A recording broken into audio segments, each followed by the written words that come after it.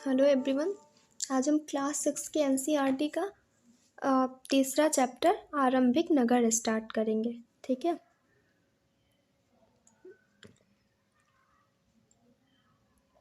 बहुत important chapter है ये। इसमें हम हड़प्पा के बारे में पढ़ेंगे। ठीक है, अब देखते हैं हड़प्पा की कहानी। अक्सर पुरानी इमारत अपनी कहानी बताती हैं।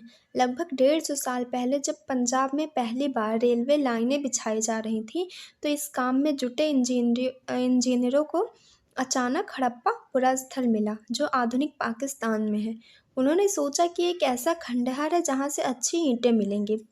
यह सोचकर वे हड़प्पा के खंडहरों से हजारों ईंट उखाड़ ले गए, जिससे उन्होंने रेलवे लाइन बिछाई। इससे कई इमारतें पूरी तरह नष्ट हो गईं। हमने पढ़ा था फर्स्ट चैप्टर में कि जो आरंभिक नगरों का विकास हुआ था 4700 वर्ष पूर्व, वो कहाँ पे हुआ था? जो सिंधु नदी और उसकी जो सहायक नदियाँ हैं उसके आसपास वाले इलाके में हुआ था। तो देखिए, तो वही सिंधु नदी का लगभग जो पार्ट है वो पाकिस्तान में है आज के, लेकिन तब तो पूरा भारत ही हुआ करता था क्योंकि विभाजन नहीं हुआ था। तो अक्सर पुरानी इमारतें जो अपना इतिहास बताती हैं। 150 साल पहले पंजाब में एक रेलवे लाइन बिछाई जा रही थी, तो जो इंजीनियर वहाँ पे काम कर रहे थे उनको जो हड़प्पा पुरास्थल मिला। पुरास्थल क्या होता है? जहाँ से पुरानी वस्तुएं मिले, ठीक है, कोई अवशेष वगैरह हमें प्राप्त हो एक स्रोत के रूप में, तो उसको हम पुरास्थल कहते हैं। अब देखिए, और वो पुरास्थल आज आधुनिक पाकिस्तान में है। उन्होंने सोचा कि यह कोई खंडहर होगा और जहाँ से अच्छी अच्छी ईंटें हमको मिलेंगी, और यही सोच करके वो हड़प्पा के खंडहरों से हजारों ईंटों को उखाड़ ले गए। मतलब कई इमारतें नष्ट हो गईं, और जिससे इन्होंने रेलवे लाइन बिछाई। उसके बाद लगभग 80 साल पहले मतलब उसके बाद और अब से 80 साल पहले पुरातत्वविदों ने इस स्थल को ढूंढा, और तब पता चला कि यह जो खंडहर था ये जो भारतीय उपमहाद्वीप के जो सबसे पुराने शहरों में से एक है। ठीक है, चूँकि इस नगर की खोज सबसे पहले हुई थी, इसलिए बाद में मिलने वाली इस तरह के सभी पुरास्थलों में जो इमारतें और चीज़ें मिली उसे हड़प्पा सभ्यता की इमारतें कहा गया। अब देखिए, और इन शहरों का निर्माण लगभग 4700 साल पहले हुआ था। ये गांव नहीं थे, ये नगर थे। ठीक है, तो जो नगरों का विकास हुआ था वो 4700 वर्ष पूर्व सबसे पहले सिंधु और उसकी सहायक नदियों के आसपास हुआ था।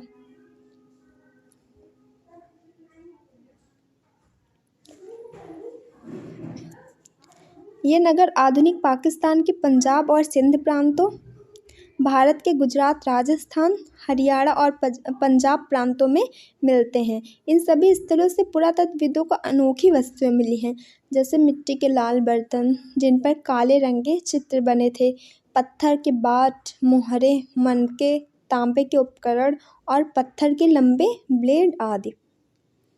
अब इन नगरों की विशेषता क्या थी? मतलब जो हमको नगर मिले, इन नगरों की क्या विशेषता रही होगी?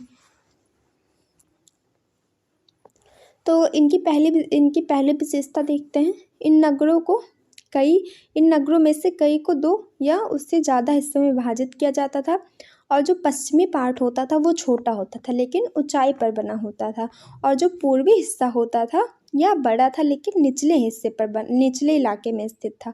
ऊंचाई वाले भाग को पुरातत्वविदों ने नगर दुर्ग कहा है, और जो निचला वाला हिस्सा था उसको निचला नगर कहा है। देखिए, जो पश्चिम का पार्ट था, ठीक है, जो पश्चिम का पार्ट था वो ऊंचाई पर बना था लेकिन उसकी हाइट क्या थी? छोटी थी, और उसको नगर दुर्ग कहा गया।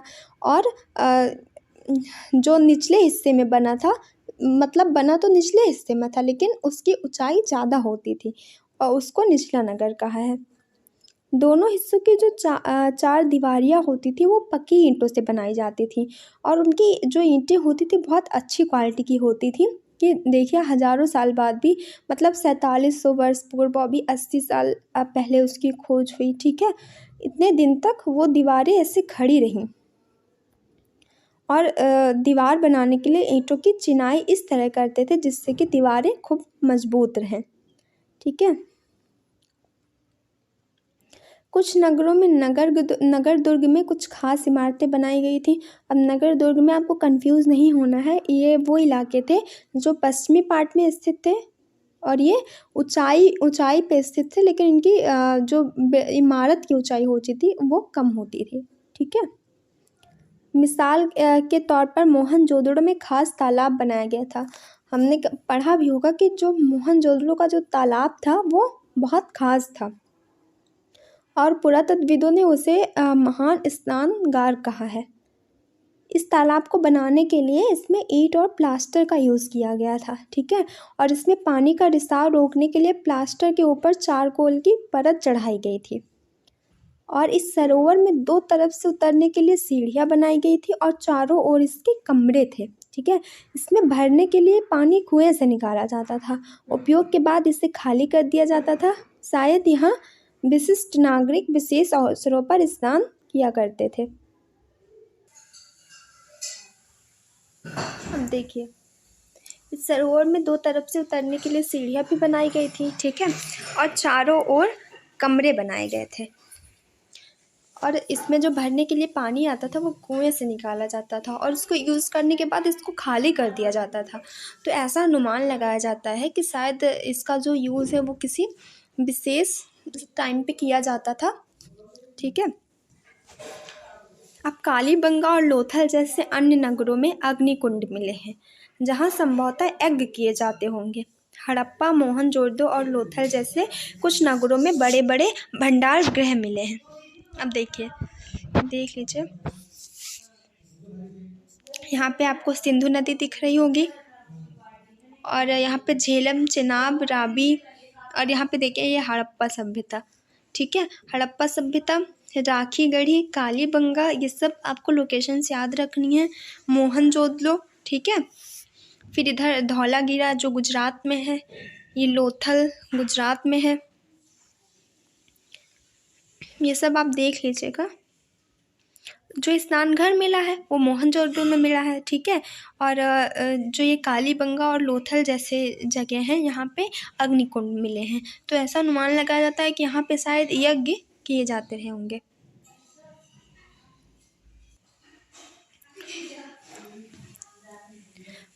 हड़प्पा, मोहनजोदड़ो और लोथल जैसे कुछ नगरों में बड़े बड़े स्नान गृह भी मिले हैं। तो बड़े बड़े भंडार गृह भी मिले हैं। तो भंडार गृह भी मिले हैं। ठीक है। अब आगे देखते हैं। ये देखिए, ये महान स्नान घर है और देखिए इसके चारों तरफ कमरे बनाए गए हैं और ये कहाँ मिला है? ये मोहनजोदड़ो में मिला है। और इसके देखिए दोनों तरफ इसमें सीढ़ियाँ भी बनी हुई हैं।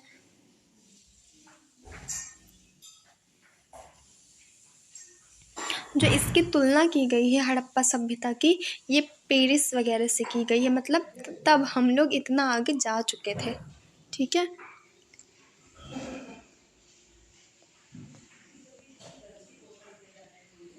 ये देखिए हड़प्पा के नगरों में ईंटों की जो चिनाई होती थी। भवन, नाले और सड़कें। अब देखिए, इन नगरों के घर आमतौर पर एक या दो मंजिले होते थे। जो घर होते थे वह या तो एक या तो दो मंजिल के होते थे। घर के आंगन के चारों ओर कमरे बनाए जाते थे जैसा आज भी होता है। ठीक है।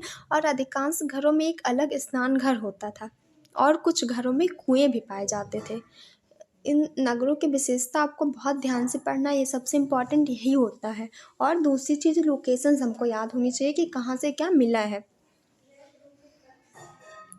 कई नगरों में ढके हुए नाले होते थे। इन्हें सावधानी से सीधी लाइन में बनाया जाता था। ठीक है। हर नाले में हल्की ढलान होती थी ताकि पानी आसानी से बह सके। आप देखिए कितना खूबसूरत नगर नियोजन था। अक्सर घरों की नालियों को सड़कों की नालियों से जोड़ दिया जाता था जो बाद में बड़े नालों में मिल जाती थी। नालों के ढके होने के कारण इसमें जगह जगह पर मेन होल बनाए जाते थे और जिसके जरिए इनकी देखभाल की जाती थी। घर, नाले और सड़कों का निर्माण योजनाबद्ध तरीके से एक साथ किया जाता था। मतलब देखिए कि जो नाले होते थे वे ढके हुए होते थे, लेकिन उनके जैसे साफ सफाई भी करनी होती थी तो उसमें मेन होल बनाए जाते थे। मैं आपसे कह रहे ना, इसकी तुलना पेरिस वगैरह से की जाती थी। ये मतलब इतना ज़्यादा आधुनिक था, इतना ज़्यादा सही तरीके से इसका जो नगर निर्माण था, बहुत अच्छी तरीके से हुआ था नगर नियोजन इसका। और नालियों को फिर बाहर की नाली से, मेन नाली से जोड़ दिया जाता था, नाले ढके होते थे। ठीक है। अब नगरीय जीवन देखते हैं। हड़प्पा के नगरों में बड़ी हलचल रहा करती होगी। यहाँ पर ऐसे लोग रहते होंगे जो नगर की खास इमारतें बनाने की योजना में जुटे रहते होंगे। ये संभवतः यहाँ के शासक थे। यह भी संभव है कि शासक लोगों को भेजकर दूर दूर से धातु, बहुमूल्य पत्थर और अन्य उपयोगी चीज़ें मंगवाते थे। जो हड़प्पा के नगर थे उसमें बड़ी हलचल रहा करती थी, ऐसा अनुमान लगाया जा रहा है। और यहाँ पर जो लोग रहते रहे होंगे वो क्या करते थे होंगे, जो इमारतें बनाने की योजना में लगे रहते होंगे। जो संभवतः यहाँ के शासक जो यहाँ पे शासन करते थे वो रहते होंगे। या ये भी हो सकता है कि ये शासक जो थे इन लोगों को दूर दूर भेजकर धातु या बहुमूल्य पत्थर और या भी अन्य कोई उपयोगी चीज़ मंगवाते थे। शायद शासक लोग खूबसूरत मनकों तथा सोने चांदी से बने आभूषणों जैसे कीमती चीज़ों को अपने पास रखते रहे होंगे। इन नगरों में भी लिपिक होते थे जो मोहरों पर तो लिखते ही थे और शायद अन्य चीज़ों पर भी लिखते होंगे जो बच नहीं पाई। अब लिपिक किसे कहते हैं, ठीक है, जो मोहरों वगैरह पे लिखते हैं उनको लिपिक कहते हैं। अब आगे देखिए। इसके अलावा नगरों में शिल्पकार स्त्री पुरुष भी रहते थे जो अपने घरों या किसी उद्योग स्थल पर तरह तरह की चीज़ें बनाते होंगे। लोग लंबी यात्राएं भी करते थे, ठीक है, और वहाँ से उपयोगी वस्तुएं लाते थे और साथ ही लाते थे सुदूर देशों की किस्से कहानियाँ। मिट्टी से बने कई खिलौने भी मिले हैं जिनसे बच्चे खेलते होंगे। अब देखिए, जब हम कहीं जाते हैं या कोई जैसे हम किसी देश की यात्रा करने गए या कोई आया मतलब हमारे भारत की यात्रा करने, तो हम सिर्फ ऐसा नहीं कि घूम के चले जाते हैं, हम वहाँ के विचारों से प्रभावित होते हैं। ठीक है। हम उनके विचारों से, वो हमारे विचारों से, हम बहुत सारी चीज़ें एक्सचेंज करते हैं। ठीक है। इसमें हमारी सभ्यता भी होती है। जैसे अंग्रेज़ लोग आए तो हम वेस्टर्न सभ्यता से कितना ज़्यादा प्रभावित हैं, बहुत ज़्यादा प्रभावित हुए।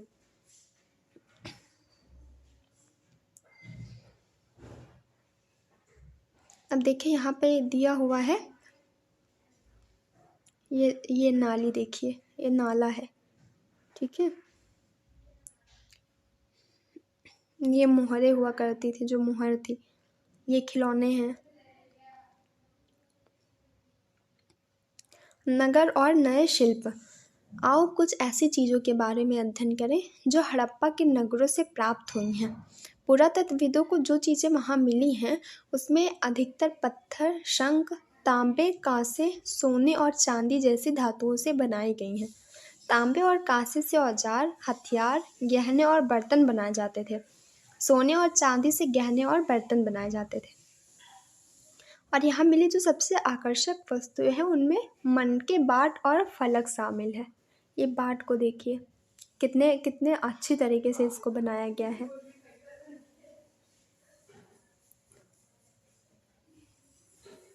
और इसमें से कई कार्नियल पत्थरों से बनाए गए हैं, ठीक है।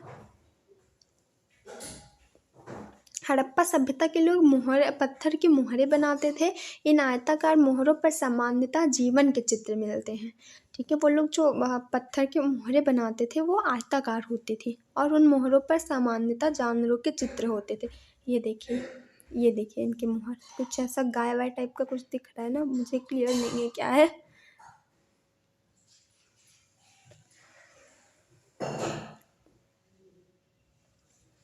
हड़प्पा सभ्यता के लोग काले रंग से डिज़ाइन किए हुए खूबसूरत लाल मिट्टी के बर्तन बनाते थे। और ये लोग क्या करते थे, जो काले रंग से डिज़ाइन किए हुए खूबसूरत लाल मिट्टी के बर्तन बनाते थे। संभवतः 7,000 साल पहले मेहरगढ़ में कपास की खेती होती थी। तो कपास की खेती कहाँ पे अनुमान लगाया गया है, 7,000 साल पहले मेहरगढ़ में, ठीक है।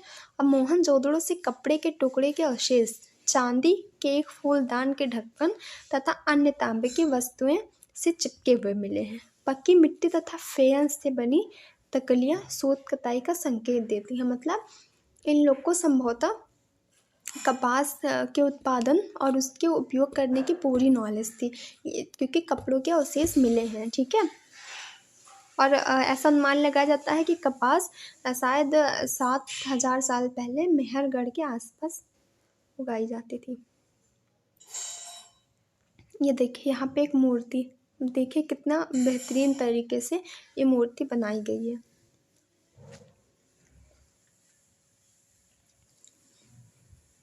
इनमें से अधिकांश वस्तुओं का निर्माण विशेषज्ञों ने किया था। विशेषज्ञ उसे कहते हैं जो किसी खास चीज को बनाने के लिए खास प्रशिक्षण लेता है। मतलब प्रशिक्षण का मतलब ट्रेनिंग लेता है। ठीक है। जैसे पत्थर तराशना, मन के चमकाना या फिर मोहरों पर पच्चीकारी करना। ठीक है। अब पृष्ठ 28 पर चित्र देखो कि मूर्ति का चेहरा कितना आकर्षक ढंग से बनाया गया और उसकी दाढ़ी कितनी अच्छी तरह दर्शाई गई है। यह किसी विशेषज्ञ मूर्तिकार का ही काम हो सकता है। हर व्यक्ति विशेषज्ञ नहीं हो सकता है। हमें यह भी पता है कि क्या सिर्फ पुरुष ही हमें यह नहीं पता है कि सिर्फ पुरुष ही ऐसे कामों में प्रशिक्षण हासिल करते थे या फिर केवल महिलाएं ही। लेकिन ऐसा अनुमान लगाया जाता है कि शायद कुछ महिलाएं और पुरुष दोनों ही इस काम में दक्ष थे। दक्ष का मतलब कुशल थे, उनको आता था। ये देखिए इसी मूर्ति की बात हो रही है।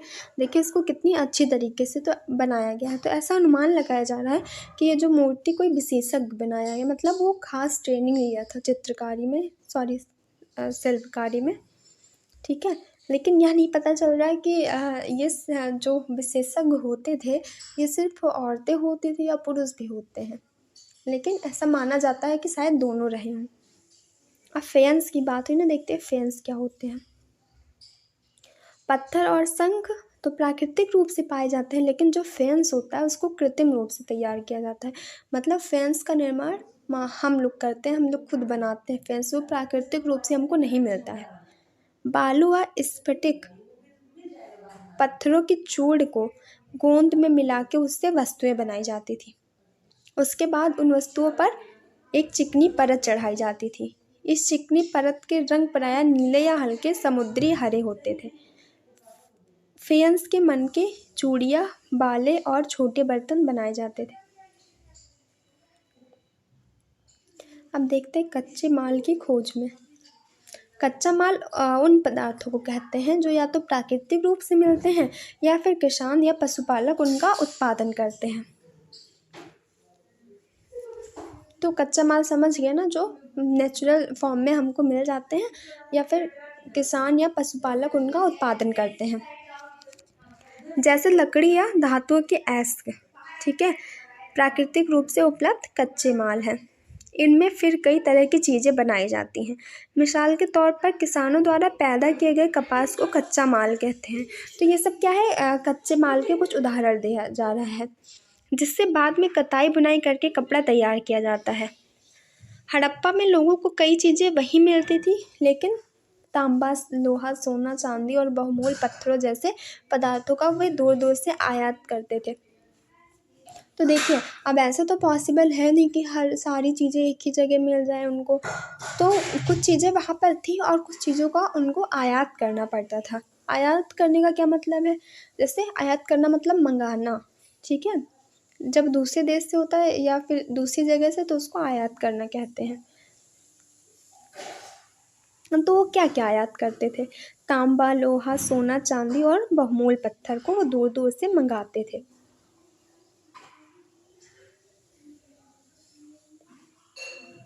अब जो हड़प्पा के लोग थे वो जो तांबे का आयात करते थे वो शायद आज के राजस्थान से करते थे।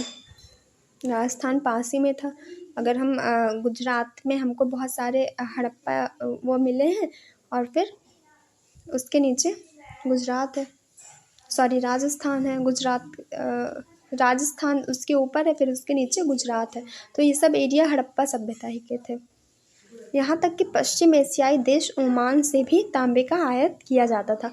पश्चिम एशियाई देश ओमान, यमन, ओमान, जो उसके यमन है, फिर ओमान है, ठीक है। तो जो ओमान है पश्चिम एशिया का देश है, वहाँ से तांबे का आयात किया जाता था।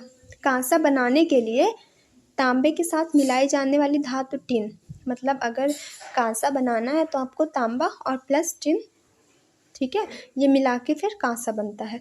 तो जो टिन का आयात है वो आधुनिक ईरान या अफ़गानिस्तान से किया जाता था, और जो सोने का आयात है वो जो आधुनिक कर्नाटक है, और बहुमूल्य पत्थर का आयात गुजरात, ईरान और अफ़गानिस्तान से किया जाता था।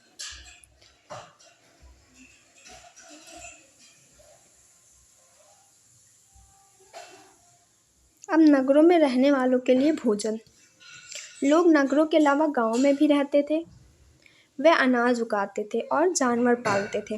किसान और चरवाहे ही शहरों में रहने वाले शासकों, लेखकों और दस्तकारों को खाने के सामान देते थे।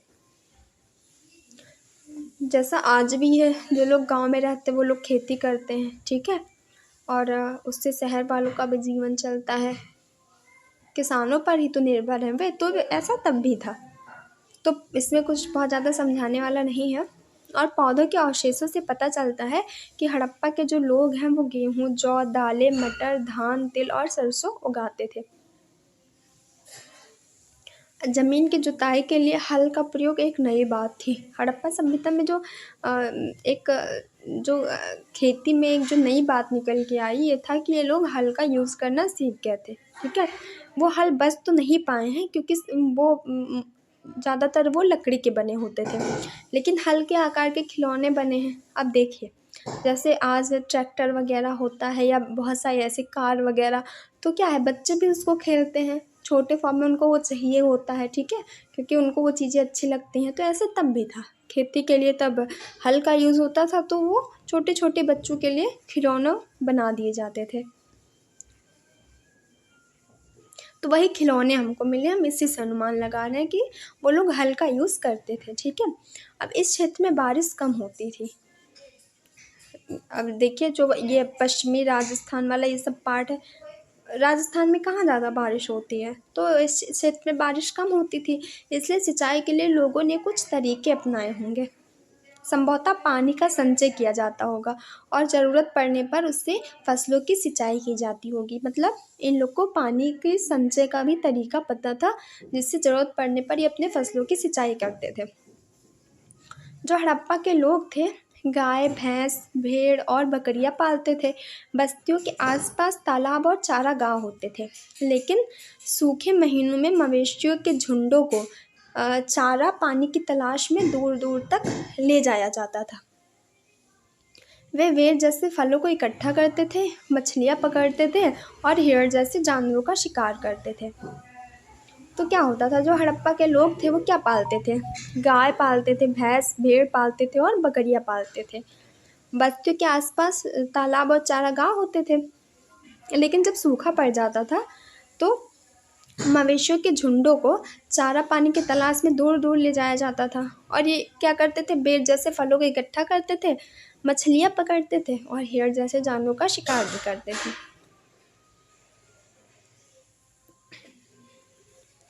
गुजरात में हड़प्पा कालीन नगर का सूक्ष्म निरीक्षण। कच्छ के इलाके में खादिर बेट के किनारे धौलावीरा नगर बसा है। अभी हमने आपको धौलावीरा की लोकेशन दिखाई थी, गुजरात में है, ठीक है। वहाँ साफ पानी मिलता था। धौलावीरा हड़प्पा सभ्यता का बहुत इम्पॉर्टेंट वो था, ठीक है। और वहाँ साफ पानी मिलता था और ज़मीन उपजाऊ मिलती थी। जहाँ हड़प्पा सभ्यता के कई नगर 2 भागों में विभक्त थे, वहीं धौलावीरा जो था वो 3 भागों में बांटा गया था। इसके हर हिस्से के चारों ओर पत्थर की ऊंची ऊंची दीवारें बनाई गई थी, ठीक है, और इसके अंदर जाने के लिए बड़े बड़े प्रवेश द्वार होते थे। इस नगर में एक खुला मैदान भी था जहाँ सार्वजनिक कार्यक्रम आयोजित किए जाते थे। यहाँ मिले कुछ अवशेषों में हड़प्पा लिपि के बड़े बड़े अक्षरों को पत्थरों में खुदा पाया गया है, जिनको अभिलेख कहते हैं, ठीक है। और इन अभिलेखों को संभवतः लकड़ी में जड़ा गया था। यह एक अनोखा अवशेष है क्योंकि आमतौर पर हड़प्पा के लेख मुहर जैसी छोटी वस्तुओं पर पाए गए हैं। अभी तक क्या था अभी तक जो हमने देखा कि मोहरे वगैरह हमको मिली, लेकिन जब हम धौलावीरा की तरफ आते हैं तो धौलावीरा में क्या हुआ है कि पत्थर पे अभिलेख को खुदवाया गया है। ठीक है, पत्थर पे अभिलेख को खुदवाया गया, ये हमको एक नई चीज़ धौलावीरा से मिली थी। और क्या होता था, इसके किनारे पत्थर की ऊंची ऊंची, ईंटें की नहीं पत्थर की ऊंची ऊंची दीवारें होती थी, और जब अंदर जाने के लिए जो प्रवेश द्वार होता था वो भी बड़ा होता था, और एक मैदान भी होता था। ठीक है, अब गुजरात की खाड़ी की गुजरात में जो खंभात की खाड़ी में मिलने वाली साबरमती की एक उपनदी के किनारे, साबरमती नदी गुजरात में बहती है ना, उसकी एक उपनदी के किनारे लोथल नगर बसा था। ये जो लोथल और धौलावीरा ये गुजरात में ही लोकेटेड है। ठीक है, तो देखिए जो एक साबरमती की एक उप महानदी है, उसी के किनारे लोथल नगर ऐसे स्थान पर बसा था जहाँ कीमती पत्थर और कच्चा माल आसानी से मिल जाता था। यहाँ पत्थरों, शंखों और धातुओं से बनाई गई चीज़ों का एक महत्वपूर्ण केंद्र था।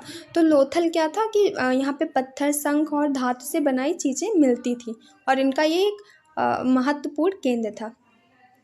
और इस नगर में एक भंडार गृह भी था। इस भंडार गृह में कई मोहरे और मुद्रांकन या मुहरबंदी मिले हैं। कि एक लोथल का बंदरगाह है, या बड़ा तालाब लोथल का बंदरगाह रहा होगा, जहाँ समुद्र के रास्ते आने वाली नावें रुकती थी। संभवतः यहाँ पर माल चढ़ाया उतारा जाता था।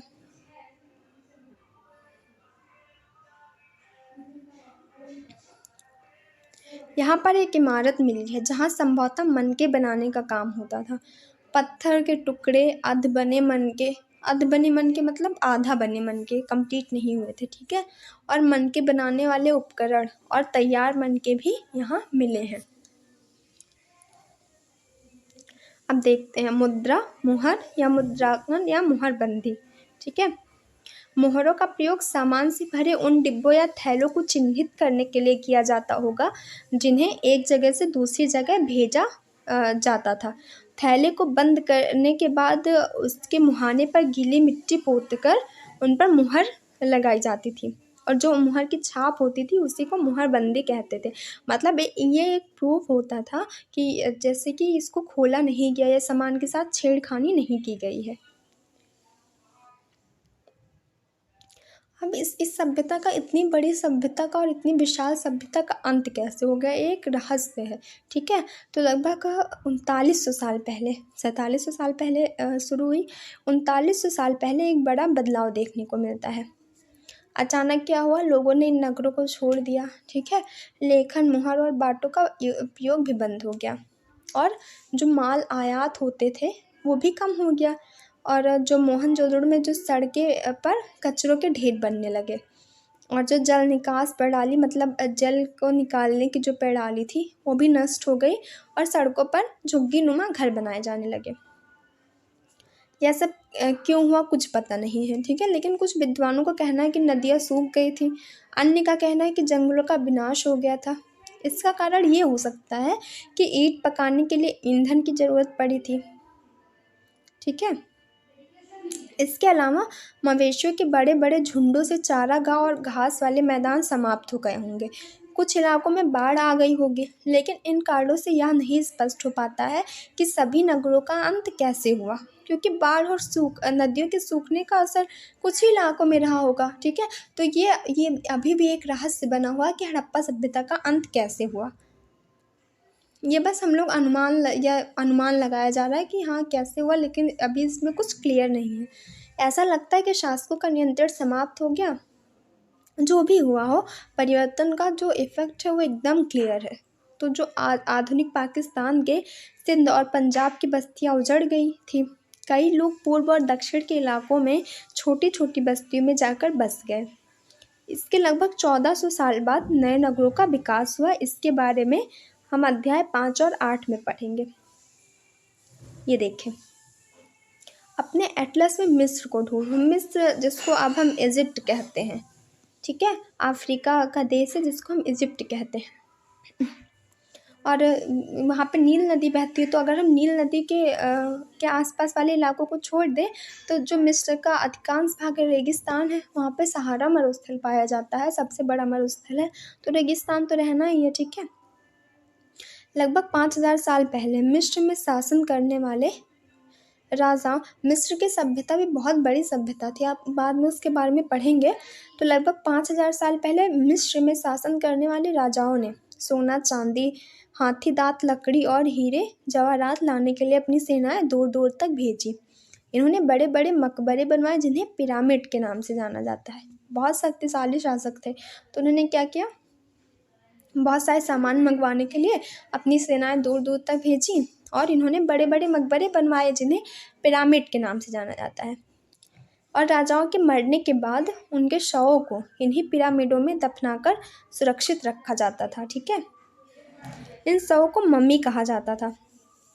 मैं आपको बताती हूँ एक बात कि ये मतलब पता नहीं किस तरीके से बनाए जाते थे ये पिरामिड, कि जैसे कि इनके अंदर लाशें ख़राब नहीं होती थी काफ़ी दिन तक, वो वैसे की वैसे बनी रहती थी, ठीक है। और इन पिरामिडों में दफनाकर सुरक्षित रखा जाता और इन शवों को मम्मी कहा जाता था। इनके शवों के साथ अनेक चीज़ें दफनाई जाती थी। इसमें खाद्यान्न, पेय पदार्थ, गहने, बर्तन, वाद्य यंत्र, हथियार और जानवर शामिल हैं। कभी कभी शव के साथ उनके सेवक और सेविकाओं को भी दफना दिया जाता था। अब देखिए, जो पूरे वर्ल्ड की जो हिस्ट्री है उसमें शवों को दफनाने की परंपरा को देखते हुए जो सबसे ज़्यादा धन दौलत है वो कहाँ पे, मिस्र में खर्च किया जाता था। सब आप देख लीजिएगा, ठीक है।